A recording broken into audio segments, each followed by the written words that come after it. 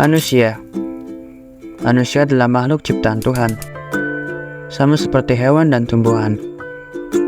Namun bedanya, manusia memiliki akal.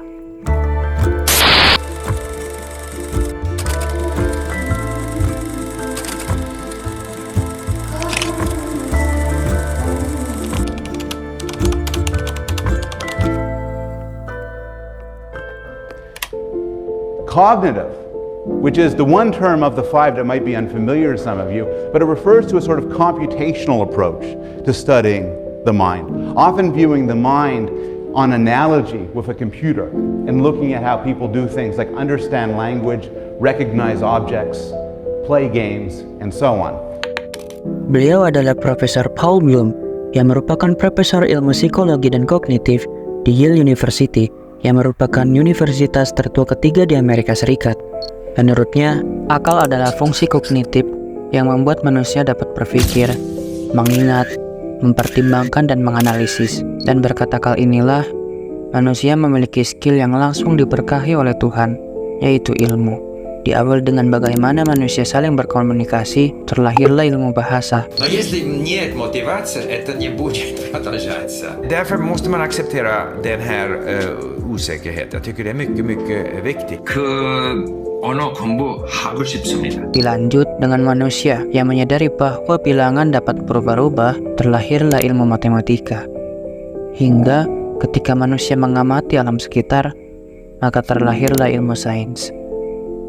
Semakin berjalannya waktu, ilmu pengetahuan yang dimiliki oleh manusia semakin berkembang, semakin spesifik berdasarkan bidangnya masing-masing, menjadikan manusia memiliki senjata untuk menyelesaikan setiap masalah yang ia hadapi. Dan ilmu-ilmu yang muncul adalah ilmu yang mempelajari hal di sekitar manusia, hal-hal agar manusia dapat bertahan hidup dengan memanfaatkan sumber daya yang ada. Sejauh ini, semua ilmu dapat diidentifikasi dengan pendekatan yang sama. Matematika adalah ilmu yang tetap, sehingga semua rumusnya tidak bertentangan satu sama lain.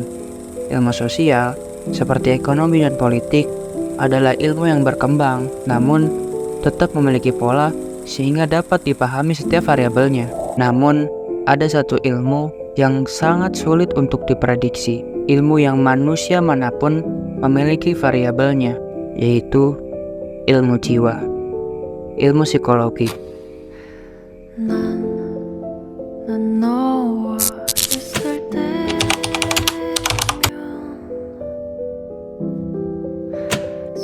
My name is John Gabrielli. This is Introductory to Psychology, 900. This is a course about you. The entire course is what do we understand in a scientific way about human nature?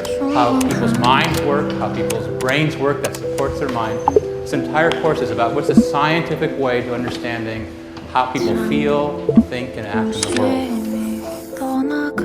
Psikologi itu merupakan ilmu yang mempelajari tentang pemikiran, perasaan, dan perilaku seseorang atau manusia. Permasalahan psikologis itu kayak kecemasan, depresi, skizofrenia, dan lain-lain. Psikologi itu bisa masuk kemana-mana, pokoknya di mana ada manusia, psikologi bakal kepake. Di sini tuh aku belajar buat cara memahami diri sendiri, kemudian juga aku belajar buat cara menerima diri sendiri, belajar cara bahagia juga kan ya.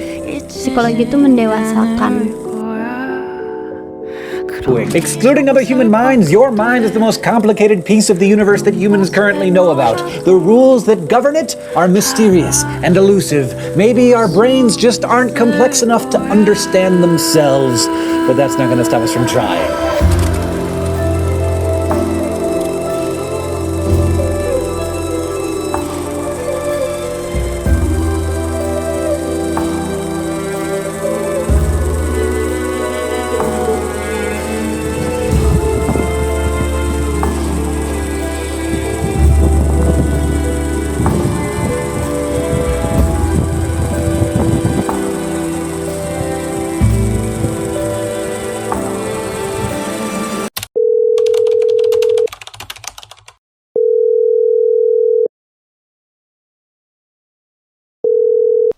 Psikologi ilmu psikologi bagi gua selaku orang awam ya, dari ilmu psikologi gua bisa baca kelakuan si doi.